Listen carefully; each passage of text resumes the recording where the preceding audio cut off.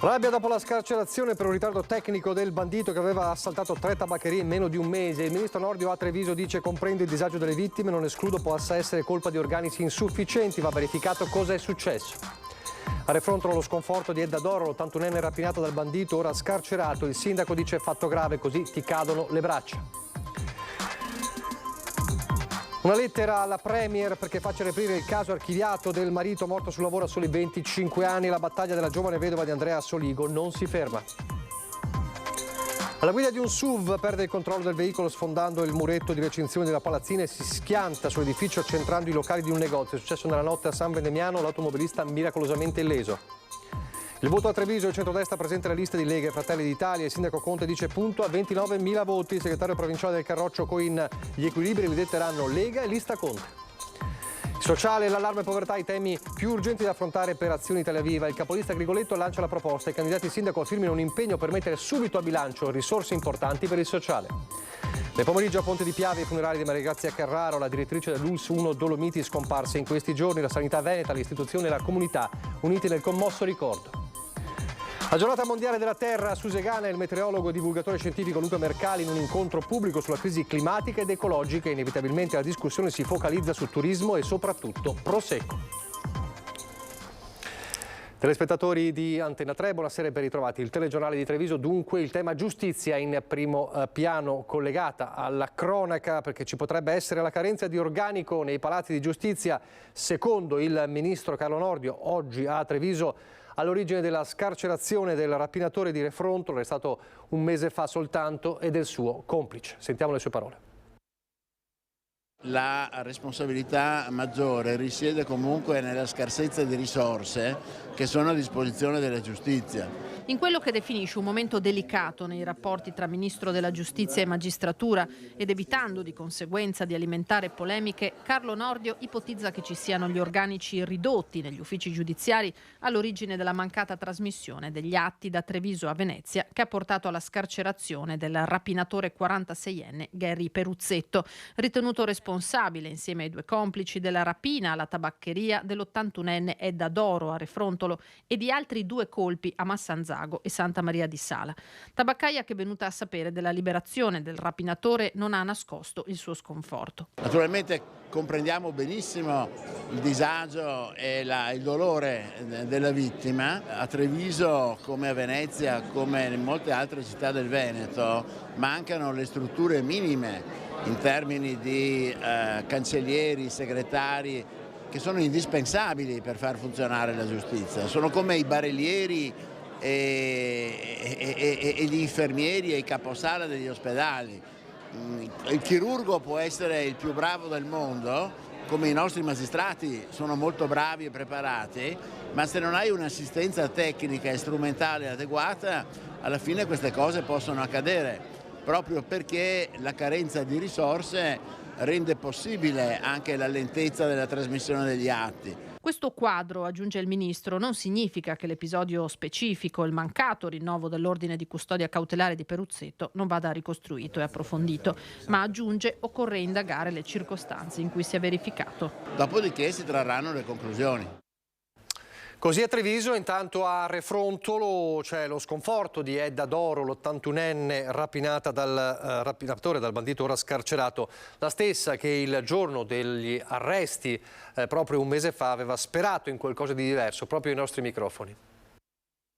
Speriamo che li mettano dentro e buttino via la chiave. Tutti mi dicono sta tranquilla, però dirlo è una cosa e così è. L'auspicio di Edda Doro un mese fa, la notizia della cattura della banda, suona ora come una beffa. Dal giorno della rapina, la caparbia 81enne non ha mai smesso di aprire il suo negozio e lavorare, perché la vita va avanti, ci aveva detto più volte.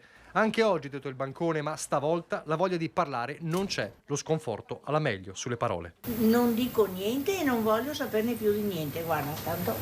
Ma è arrabbiata, signora, di quanto è successo? No, non sono arrabbiata, sono felicissima.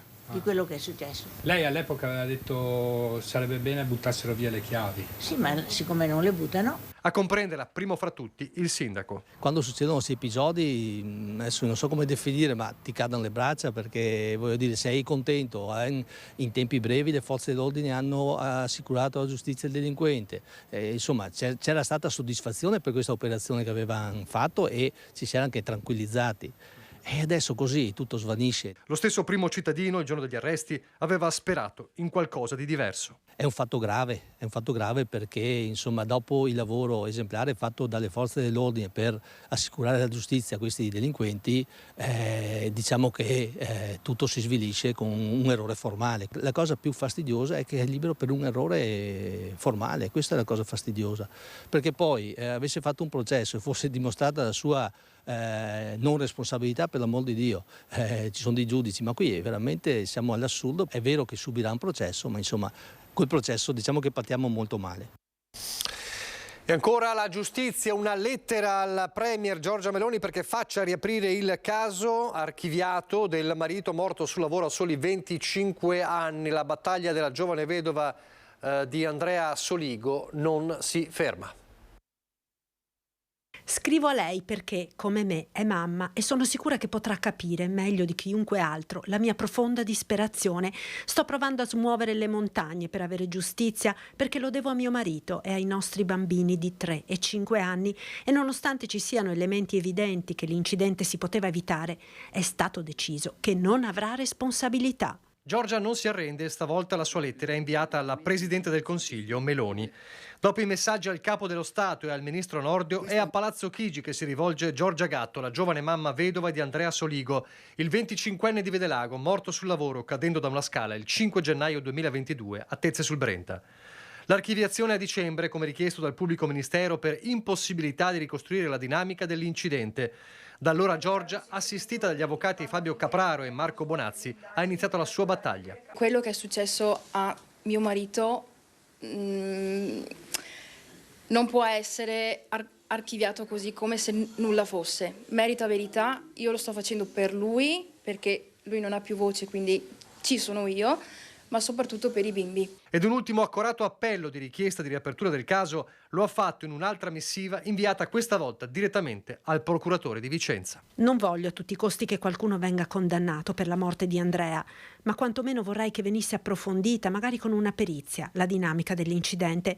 Appurare le vere cause di quanto accaduto potrebbe essere da deterrente per altri incidenti e per fare in modo che questo dolore non colpisca altre mogli, altri bambini, altri genitori, altri fratelli.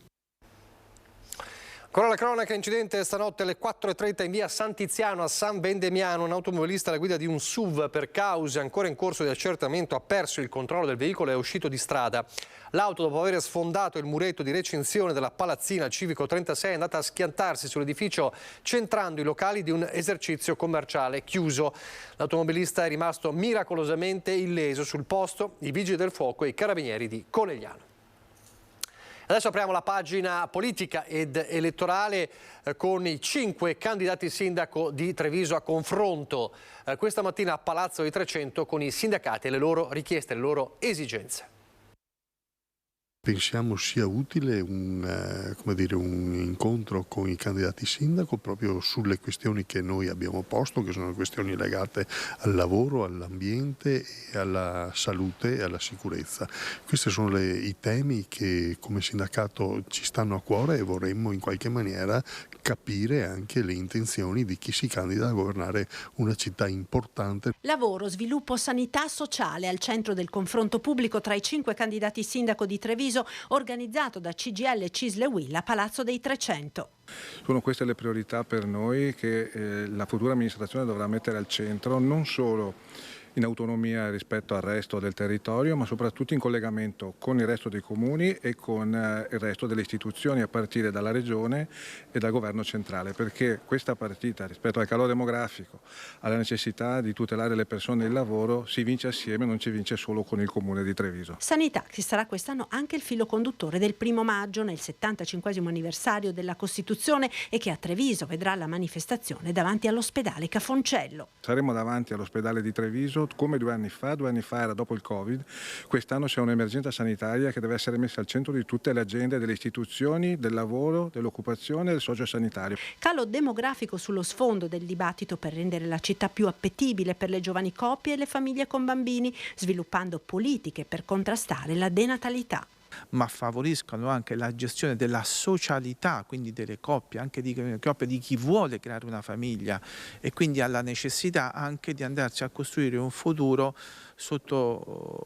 essendo aiutato da politiche comunali alle quali noi abbiamo chiesto oggi a tutti i candidati proprio le loro intenzioni. Sulla questione della denatalità e di come rendere attrattiva la città di Treviso per giovani coppie e famiglie sentiamo come hanno risposto i 5 candidati sindaco. Noi possiamo creare le condizioni per le giovani coppie per scegliere Treviso come la città dove sviluppare la propria professione ma soprattutto la propria famiglia, attraverso l'acquisizione di 40 alloggi da mettere a disposizione proprio per le giovani coppie. Vogliamo continuare a sostenere le scuole paritarie come abbiamo fatto con uno sforzo enorme, passando da 600.000 euro che avevo ereditato nel 2018 ai 950.000 euro all'anno, proprio per evitare che poi i maggiori costi ricadano ancora nelle tasche delle famiglie e dei genitori.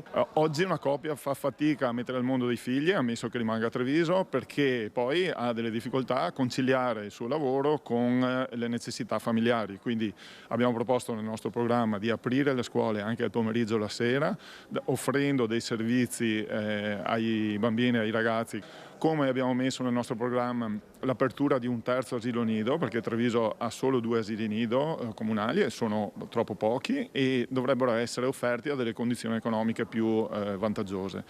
E la casa è un altro aspetto fondamentale che noi dobbiamo rimettere in moto, il mercato della casa, per renderlo disponibile a prezzi più accessibili. Invogliare le famiglie a restare, a vivere e fare figli sul territorio, e per rimanere bisogna dare maggiori servizi, puntare a un servizio scolastico di qualità che offra mense scolastiche di qualità e con orari flessibili, in maniera che le famiglie possano maggiormente coniugare l'aspetto lavorativo con l'aspetto della crescita della famiglia e quindi migliorare la qualità della vita nel tutt'uno con il vivere il comune. Sì, la proposta è quello reddito di maternità, è inutile che ci nascondiamo con vari contributi, contributini e via dicendo, quelli sono per la famiglia. Se vogliamo sbloccare la sta benedetta maternità, se vogliamo fare più figli, le cose sono 2: il reddito di maternità per la donna che è incinta e che può partorire e allevare un figlio, e la seconda proposta è l'abolizione della legge 194. Ovviamente la denatalità è difficile da affrontare per decreto, figurarsi per delibera, però si può creare un clima che aiuti i giovani a pensare di poter investire sul proprio futuro, anche familiare, nella propria città. Una proposta che noi vorremmo studiare è quella di cercare di dare servizi alle giovani coppie, in particolare alle giovani madri, ad esempio attraverso un modello che è quello delle scuole di infanzia, studiato o da Brescia, che è un modello simile al nostro per contesto territoriale, oppure Mantova, dove c'è un'esenzione totale per quanto riguarda le scuole di infanzia per le famiglie. Oggi intanto il centrodestra ha presentato le liste di Fratelli d'Italia e della Lega. Partiamo dai meloniani, dove c'è grande attesa dopo il risultato delle politiche. Fratelli d'Italia, l'Italia se desta, dell'elmo di Scipio se cinta la testa. La musica non parte, ma l'inno nella sede elettorale di Fratelli d'Italia si canta lo stesso alla presentazione della lista del partito di Giorgia Meloni a sostegno di Mario Conte, con la benedizione del ministro della Giustizia Carlo Nordio. Non c'è l'avvocato Fabio Crea, il coordinatore provinciale Giuseppe Montuori getta nuova acqua sul fuoco, nessun caso, dice. Anche oggi l'avvocato Crea, ad esempio, che c'è la presentazione delle liste, è in Piemonte, quindi persona di buon senso qual è? Ha pensato che candidarsi per poi non poter rappresentare al meglio i cittadini non fosse corretto. Si presentano attivisti storici fuoriusciti della Lega, neofiti, dall'ex direttore del carcere Francesco Massimo alla figlia dello scomparso Remo Sernagiotto, Gloria, dal sindacalista di polizia Gino Balbinot all'imprenditore Luigi Susin, e poi avvocati, commercianti, funzionari pubblici. Mai messa in discussione l'alleanza con Fratelli d'Italia, ha sottolineato Conte, e nessuna richiesta di posti in giunta. Credo sempre nel lavoro, che i nostri ragazzi siano messi nelle condizioni di dimostrare quanto valgono, e poi sarà il sindaco a chiederci maggior coinvolgimento perché ci vede bravi. Conte che ha chiesto il massimo impegno per contrastare l'astensionismo. Vincere con un'affluenza del 37% sarebbe una sconfitta, ha detto chiaro. Il nostro obiettivo è portare a casa 29.000 voti. Davanti al ministro è poi tornato a sottolineare l'importanza di modificare la norma sull'abuso d'ufficio a carico dei sindaci. La presentazione del disegno di legge sulla riforma o l'abrogazione del reato di abuso di ufficio volto a rassicurare gli amministratori dalla paura cosiddetta della firma sarà portato all'attenzione del Consiglio dei Ministri entro la fine di maggio. Poco dopo anche la presentazione della lista della Lega.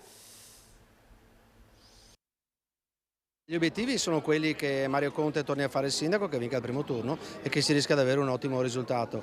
La somma delle due liste, lista Lega e appunto lista del sindaco, sarà quella che determinerà per quanto ci riguarda la composizione dell'amministrazione e quindi noi siamo fiduciosi sul risultato. Da Porta San Tommaso, dove pochi minuti dopo Fratelli d'Italia si è presentata la lista del Carroccio, il segretario provinciale Dimitri Coin chiarisce, più per gli alleati che per gli sfidanti, che a connotare la futura amministrazione prevede siano Lega e lista del sindaco. Se il partito della Premier Meloni mostra i muscoli, Coin non si fa impressionare. Fratelli d'Italia fa la sua partita, loro stanno portando avanti quello che è stato un buon risultato nelle politiche, queste sono le amministrative, dove ci sono gli uomini che si propongono a chiedere la fiducia ai cittadini e in base a questo poi verranno votati.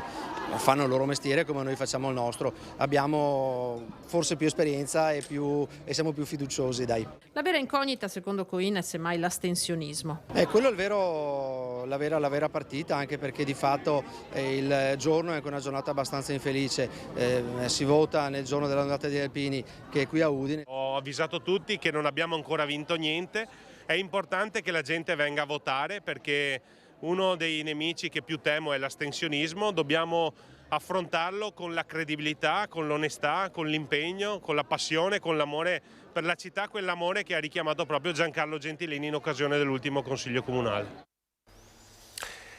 E tra i temi d'urgenza, secondo il Partito Democratico anche e Azione Italia Viva, c'è quello della sociale, la bomba sociale. Allora, proprio dalla prima edizione è arrivata un appello, la proposta del capolista di Azione Italia Viva, Roberto Grigoletto, di un patto tra i candidati sindaco da firmare prima del voto, perché si impegni chiunque sia il sindaco a mettere delle risorse subito per il sociale. Il dibattito era stato aperto da Antonella Tocchetto, allora sentiamo.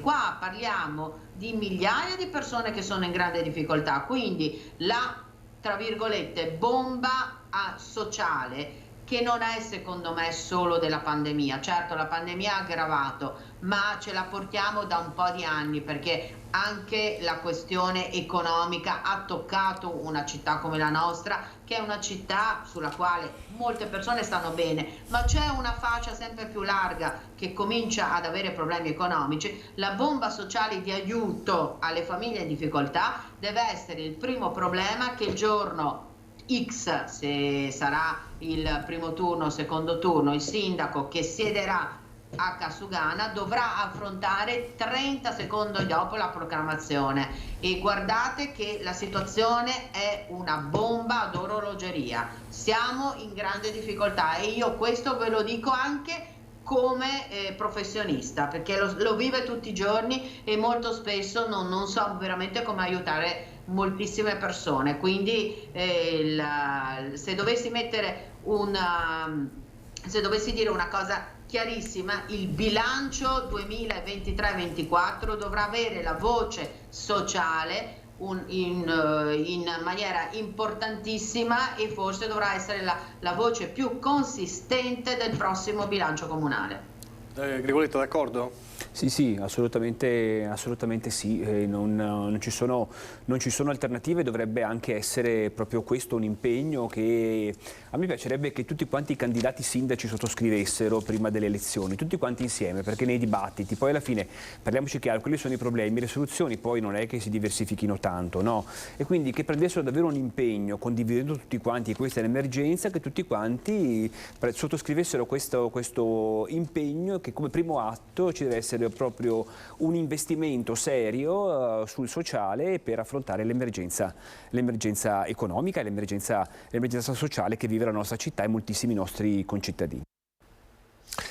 Imbrattata con una scritta in vernice rossa la sede di Treviso dell'Associazione di Volontariato Uniti per la Vita in via Pinelli. A darne notizia la stessa associazione che ha presentato formale denuncia dell'episodio. Qualche settimana fa era stato danneggiato un totem informativo dell'associazione all'ingresso dell'ospedale Cafoncello. Adesso pochissimi istanti di pubblicità, poi andremo a Zenson di Piave da Lucio Zanato con una maxi esercitazione di protezione civile.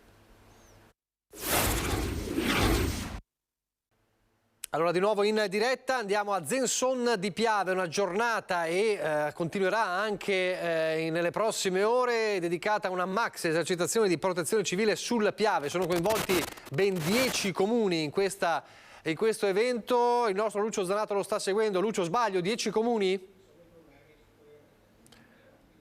Lo vedo il collegamento, ma non è ancora pronto. Allora, il tema resta sempre quello dell'ambiente. Allora, la giornata mondiale della terra, a Susegana c'era il meteorologo e divulgatore scientifico di fama nazionale Luca Mercalli, che ha parlato inevitabilmente dei rischi del turismo massivo, ma anche di tante altre problematiche. Si è parlato inevitabilmente di Prosecco. In Veneto ci sono anche 18.420.000 kg di agrofarmaci. Si è andati subito sul pratico su Susegana nell'incontro organizzato per la 53esima edizione della Giornata Mondiale della Terra. Protagonisti con Luca Mercalli, volto televisivo di programmi scientifici ed ambientali, il vescovo di Vittorio Veneto Monsignor Corrado Pizziolo e il presidente di Coldiretti Treviso Giorgio Polegato. Un evento organizzato dall'amministrazione comunale nell'ambito della settimana dedicata all'ambiente, che ha visto una notevole e partecipata presenza di cittadini che hanno seguito con attenzione la relazione di Mercalli, che ha fatto il punto della situazione ecologico-climatica della terra, per poi concentrarsi prima sull'Italia e a seguire sulla pianura padana e il Veneto. Dati che non lasciano dubbi su un processo degenerativo che impone scelte globali per evitare che tra 2 secoli al massimo la terra diventi sostanzialmente invivibile.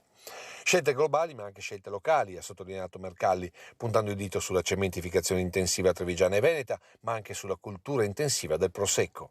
Chiaro che un'agricoltura di un certo tipo pone oggi delle criticità. La consapevolezza è già un primo punto di partenza, l'importante poi è riuscire a negoziare con i diversi attori delle soluzioni a questi problemi. Che in una parola peraltro ribadita anche da Papa Francesco significa equità nell'utilizzo del territorio, nello sfruttamento delle risorse, nel rapporto sociale. Lei poi ha detto che ovviamente ecologia viene prima di economia. Purtroppo l'economia viene prima in tutto il mondo, non soltanto in Italia nord-est. Il denaro corre rapido e quindi si tende sempre a massimizzare il profitto di domani mattina a scapito delle grandi strategie che devono invece difendere i beni comuni anche a vantaggio della nostra stessa esistenza ma delle generazioni future. Ecco perché ad esempio il futuro turistico dei nostri territori deve essere equilibrato. Il turismo può salvarci se viene mantenuto entro certi numeri, lo vediamo con Venezia. Venezia è arrivata al massimo delle sue capacità numeriche, quindi il turismo va benissimo, può essere un turismo ovviamente declinato sui valori del territorio, dell'ambiente, della sostenibilità, però attenzione, nuovamente non può essere un turismo che mira alla crescita continua. Insomma, scelte importanti per il futuro della Marca del Veneto, dove peraltro leggi come la Cemento Zero stanno già concretizzando più di qualche segnale. Ed ecco anche perché dal sindaco di Susegana, territorio UNESCO e anche di OCG Superiore, è partita una provocazione sulle nuove piantumazioni. Dobbiamo stoppare, come dobbiamo stoppare la crescita zero di capannoni, certamente il vigneto ha raggiunto la sua estensione, cioè i vari consorzi tendere alla crescita zero. Perché non è che si possa seguire il mercato a discapito del territorio. Io non so se riusciamo a collegarci con Lucio Zanato. Lucio, tu mi senti? Sì, sì, okay. Ti sento. Allora andiamo da Lucio Zanato, Zenson di Piave. Sindaco, Vai. Col sindaco Dallanese, Sindaco, cosa sta succedendo qui? Niente, non c'è nessuna emergenza, è solo un'importante esercitazione di protezione civile. Andiamo a vederli, perché devi vedere, Nicola, intanto abbiamo le torri, poi non so se avete visto, qui c'è il telo, perché stanno praticamente simulando, no, se non ho capito male, l'esondazione del Piave con la rottura di un... Esatto, stiamo simulando in questo scenario, che è uno degli ultimi, perché l'esondazione è partita oggi pomeriggio, l'esondazione del Piave, in particolare un fontanazzo, e quindi i ragazzi stanno con le torri fari illuminando il tratto arginale e stanno stendendo la telonata, è un termine tecnico, quindi è un telone che in realtà va a coprire l'eventuale buco sull'argine, e contestualmente giù in piano campagna stanno mettendo i sacchi di sabbia. Allora adesso noi ci buttiamo dentro nell'argine cercando di non farci male, giustamente, dall'altra parte c'è la protezione civile. Nicola, ti faccio vedere tutto questo, diciamo così, questa attività. Quante persone sono in questo momento in movimento? In questo scenario sono quasi tutte le squadre presenti di oggi, che sono circa un centinaio di persone. Ecco, ad esempio, qui cosa stanno facendo in particolare?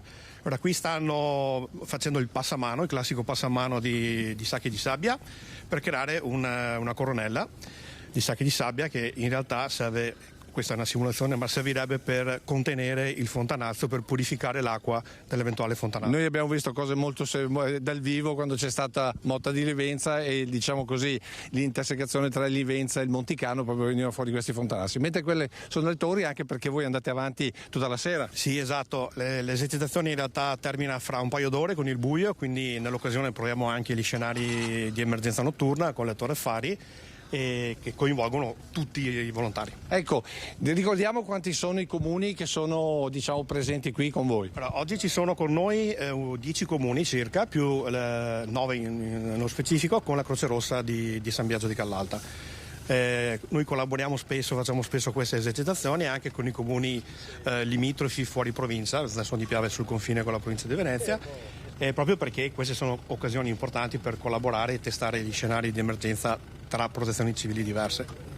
Nicola, se hai domande, io intanto faccio vedere ancora una volta questi nostri angeli dell'emergenza, perché sono, come dire, sono indispensabili per quanto riguarda proprio i momenti più difficili. Devo dire che come dire, è un'attività anche soprattutto per giovani. Sì, ma speriamo che i giovani entrino come volontari di protezione civile, perché purtroppo negli ultimi tempi l'età media si è un po' alzata.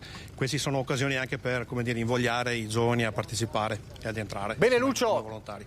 Nicola, se hai domande, no, è che il tempo stringe, allora poi racconteremo domani un po' com'è andata poi anche in queste ore. Grazie anche al sindaco di Zensone, grazie ovviamente a tutti i volontari davvero importantissimi, perché con queste preparazioni poi si è così efficienti quando poi c'è davvero l'emergenza. Grazie a Lucio, grazie al sindaco di Zensone, grazie ai volontari. Andiamo al Max Planck, Istituto Max Planck di Lancenigo. Oggi il successo dello Students Day, tantissime le attività programmate dagli studenti che sono saliti in cattedra e si sono autogestiti formando delle classi trasversali, quindi senza criterio di età, e dandosi ad attività pratiche, grafica, ballo, sfida delle barche sportive e dal calcio agli scacchi, e seguendo lezioni decisamente particolari. Un momento per i ragazzi per mettere in pratica quella che vorrebbero come scuola, il tutto coinvolgendo ovviamente la dirigente Emanuela Paul e gli insegnanti.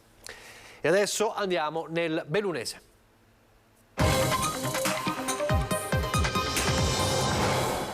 E partiamo dall'ultimo saluto alla direttrice generale dell'ULSS 1 Dolomiti, Maria Grazia Carraro. Medici, amici e familiari hanno gremito il Duomo di Negrisia di Ponte di Piave nel Trevigiano. Maria Grazia Carraro era trevigiana appunto di origine. Tutta la sanità del Veneto, le istituzioni bellunesi e anche trevigiane all'ultimo addio. Una folla commossa di amici e colleghi ha salutato per l'ultima volta nel Duomo di Negrisia la direttrice generale dell'ASL 1 Dolomiti, Maria Grazia Carraro.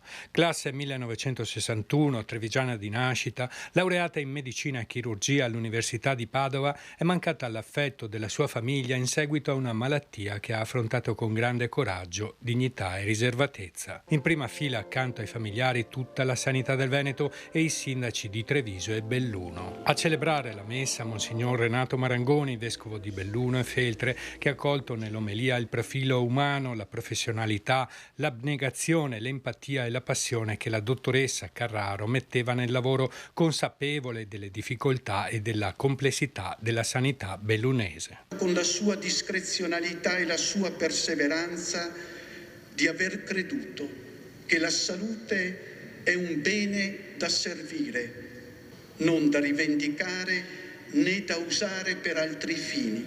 Instancabile, il direttore Carraro ha saputo fin dall'inizio capire il territorio dell'ASL Dolomiti dal Comelico alla Monna. Abbiamo notato l'intensità del suo darsi, del suo votarsi alla causa del bene integrale delle persone, persino nella loro singolarità.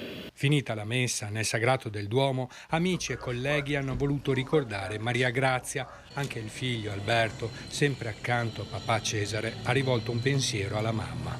Forse non ho sempre colto quanto tu sia stata una persona straordinaria, un po' per la tua riservatezza che hai sempre voluto mantenere, un po' perché la tua straordinarietà nel quotidiano mi sembrava la normalità.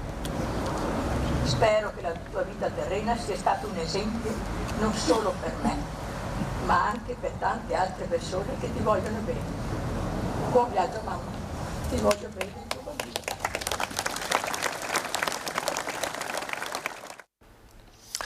Adesso invece cambiamo argomento e parliamo di una festa, parliamo della fiaccola delle Olimpiadi invernali del 2026. È partita da Cortina e arriverà a Milano, era giunta a Belluno sabato scorso e oggi è passata da Belluno fino a Treviso nel pomeriggio. Seconda tappa a Belluno del viaggio che porterà la fiaccola olimpica fino a Milano. Partita da Cortina d'Ampezzo la scorsa settimana, la fiaccola ha come tedofori gli atleti dell'Associazione Olimpici e Azzurri d'Italia, rappresentati da chi l'azzurro lo vestì a Monaco nel 72. Nella maratona, in una Olimpiade segnata dall'omicidio di 11 atleti israeliani da parte di un comando di terroristi palestinesi di Settembre Nero. È finita male con quello che è successo e quindi la voglia di correre e di andare avanti a un certo punto veniva a mancare. A viaggiare è una replica della storica fiaccola accesa in occasione delle prime Olimpiadi di Cortina del 1956. Un'emozione per tutti, ma soprattutto per chi con la maglia azzurra non solo alle Olimpiadi ha partecipato, ma ha vinto anche un oro. È un effetto straordinario da pelle d'oca. Io ho avuto questo grandissimo onore di partecipare a 6 Paralimpiadi e aver avuto l'onore anche di fare l'ultimo tedoforo qui a Belluno quando è passata la fiaccola di Torino 2006. Quindi sabato scorso portando quella di Cortina che seppur una replica ma porta con sé valori, sport, atleti, una veramente rappresentativa del nostro territorio, è stato veramente emozionante da pelle d'oca. La fiaccola è quindi partita per percorrere la Valpiave attraverso il passo del Fadalto ed arrivare nel tardo pomeriggio a Treviso, secondo capoluogo ad ospitarla, e da qui ripartirà per arrivare infine a Milano, città gemellata con Cortina nell'ospitare i Giochi invernali del 2026. Ad accoglierla il primo cittadino. È un gesto straordinario questo che racchiude davvero i valori dello sport, e quando si parla di sport si parla di valori di vita, e io spero che queste, le vostre gesta, le vostre storie, i vostri successi siano un esempio per tutti i nostri giovani. Prosegue lo stato di agitazione dei lavoratori dell'INPS proclamato dalle 7 organizzazioni sindacali di categoria del comparto pubblico. La grave carenza di personale è stata oggetto anche di un incontro che si è svolto venerdì in prefettura. Al viceprefetto i sindacati hanno rappresentato la situazione che delle prossime assunzioni 5 nell'immediato e 2 nei mesi estivi, che saranno insufficienti a sopperire alle uscite di turnover che dal 2019 ad oggi ha registrato 45 cessioni di servizio su un totale di 98 dipendenti. Situazione dunque gravissima e dunque lo stato di agitazione che prosegue. Adesso invece parliamo di Coldiretti con al vertice una donna. 2023, anno delle donne? Dopo la prima Presidente del Senato è arrivata la prima Presidente del Consiglio e la prima donna al vertice di una delle grandi partecipate dello Stato.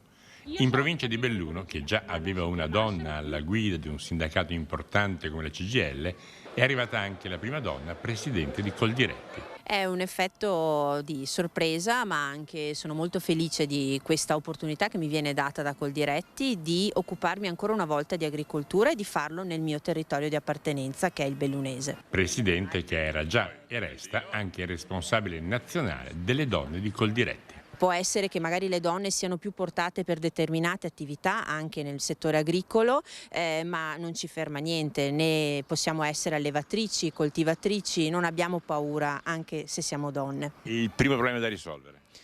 I problemi sono tanti, sicuramente dobbiamo pensare bene alla siccità, ma dobbiamo anche pensare a tutto quello che è il settore dell'allevamento, al settore del latte, che da sempre è trainante nella nostra provincia, e anche alla convivenza con la fauna selvatica.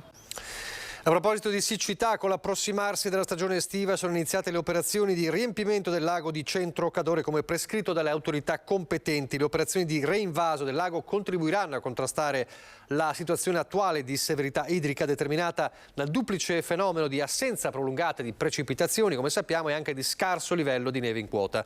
L'iniziativa è anche dettata dalla necessità di accumulare il maggior volume possibile di acqua per renderla poi disponibile in coerenza con le esigenze idriche potabili e anche irrigue. Il reinvaso del lago comporterà inevitabilmente la sospensione temporanea del cantiere per il consolidamento strutturale del ponte Valle Sella.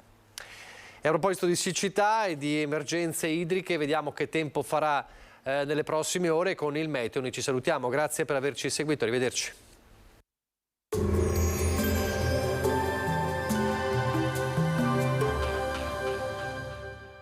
Entra nel mondo Lolato. Da oltre 40 anni un team di professionisti per migliorare la qualità della tua vita. Centro del piede con servizi di podologia, laboratorio per la produzione di plantari e calzature su misura. Benvenuti al meteo. La pressione atmosferica torna a diminuire, attendiamoci un veloce peggioramento del tempo. Vediamo insieme il dettaglio. Sul Veneto la grafica di domenica 23 aprile ci mostra un contesto alquanto variabile. Difatti in mattinata prevarrà il sole, col passare delle ore più nubi e crescente probabilità di precipitazioni a carattere sparso. Temperature con contenute variazioni di carattere locale, minime tra 8 e 13 gradi, massime tra i 18 e i 23 all'incirca. Spostiamoci ora sul Friuli Venezia Giulia, dove inizialmente avremo ampie schiarite, a seguire aumento della nuvolosità con piogge in genere moderate, anche abbondanti nel corso della notte. Temperature minime tra 10 e 11 gradi, massime sui 19-20 all'incirca. Infine diamo uno sguardo alla situazione del Trentino Alto Adige, dove avremo schiarite e annuvolamenti più consistenti nel corso del pomeriggio, dove saranno probabili anche delle precipitazioni. Temperature minime intorno a 9-11 gradi, massime sui 22-23 gradi. Dal meteo di Antenna 3 per ora è tutto. Arrivederci.